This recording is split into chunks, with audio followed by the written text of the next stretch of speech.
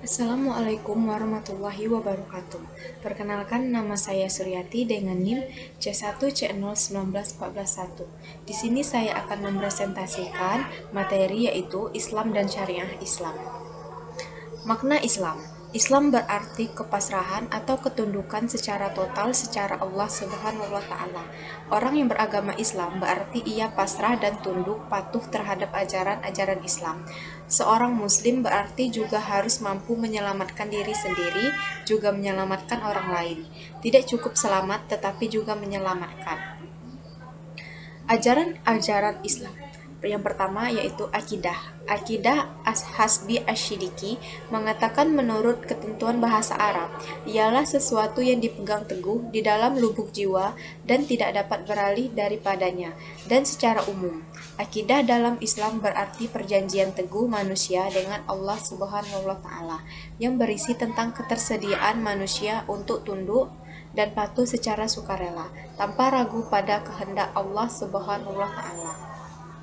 Syariah. Syariah secara terminologis, syariah berarti semua peraturan agama yang ditetapkan oleh Allah Subhanahu wa taala untuk kaum muslim, baik yang ditetapkan dengan Al-Qur'an maupun sunnah Rasulullah Shallallahu alaihi wasallam yang diberikan kepada manusia melalui para nabi agar manusia hidup selamat di dunia maupun di akhirat. Akhlak. Perilaku yang terpuji atau akhlakul karimah maupun yang tercela. Akhlakul mazmumah. Dalam prakteknya, akhlak bisa dikatakan buah atau hasil dari atas dan syariah yang benar. Selanjutnya, hukum Islam. Ada beberapa menurut para ulama, menurut Abdul Ghani Abdullah dalam bukunya yang diterbitkan di Gema Insani Press mengungkapkan bahwa hukum Islam sebagai hukum yang bersumber dan menjadi bagian dari agama Islam. Ia pun juga menyebutkan bahwa konsepsi hukum Islam sebagai dasar dan kerangka hukum yang ditetapkan oleh Allah. Beda lagi dengan pendapat Amir Syafiruddin. Hukum Islam menurutnya sebagai perangkat peraturan wahyu Allah dan sunnah Rasul tentang tingkah laku manusia mukhalaf yang diakui dan diyakini. Yang ketiga, hukum Islam menurut Eva Iriani.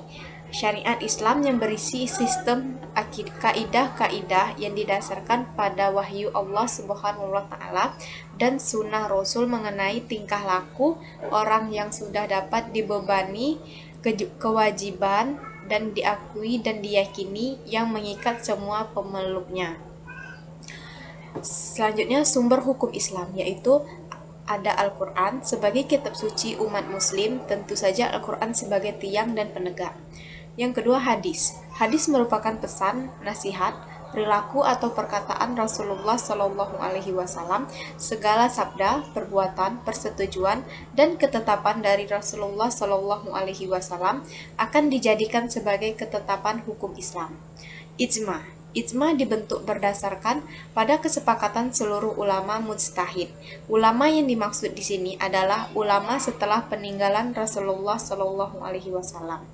Qiyas. Qiyas adalah sumber hukum yang menjadi penengah apabila ada suatu permasalahan yang tidak ditemukan solusi di Al-Quran, hadis, ijma, maka dapat ditemukan dalam qiyas. Selanjutnya, klasifikasi hukum Islam yaitu wajib. Wajib dikatakan apabila mengerjakan perbuatan akan mendapatkan pahala, apabila meninggalkan kewajiban akan mendapat siksa atau dosa. Yang kedua, sunnah. Dikatakan sunnah apabila seseorang yang mengerjakan perintah akan mendapatkan pahala, jika tidak mengerjakannya pun tidak dosa atau tidak disiksa. Yang ketiga, haram.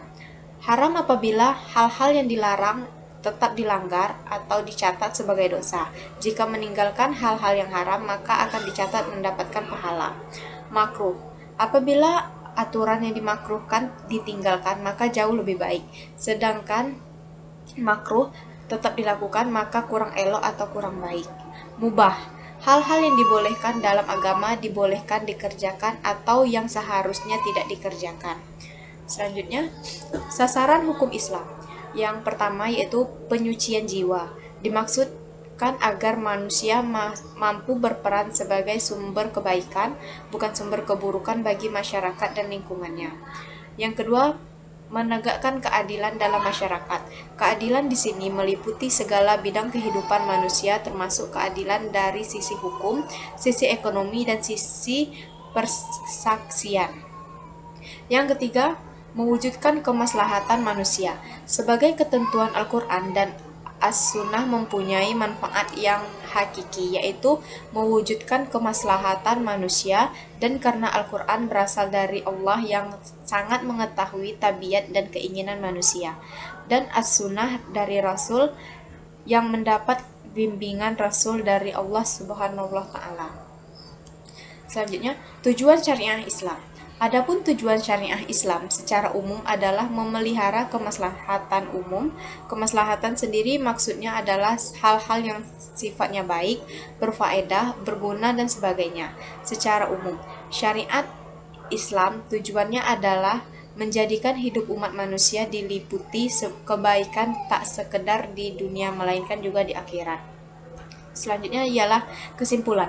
Mampu memahami konsep Islam dan syariah Islam secara komprehensif sehingga dapat membedakan Islam dan syariah Islam akan mendorong perkembangan Islam dan syariah Islam. Islam dan syariah Islam diperlukan untuk menjelaskan berbagai syariah dalam Islam di Indonesia dan menjelaskan ajaran yang sudah berjalan, landasan dalam pengembangan syariah Islam pada masa yang akan datang. Baiklah, terima kasih. Hanya itu yang dapat saya sampaikan, lebih dan kurang saya mohon maaf. Saya akhiri, billahi taufiq wal hidayah. Wassalamualaikum warahmatullahi wabarakatuh.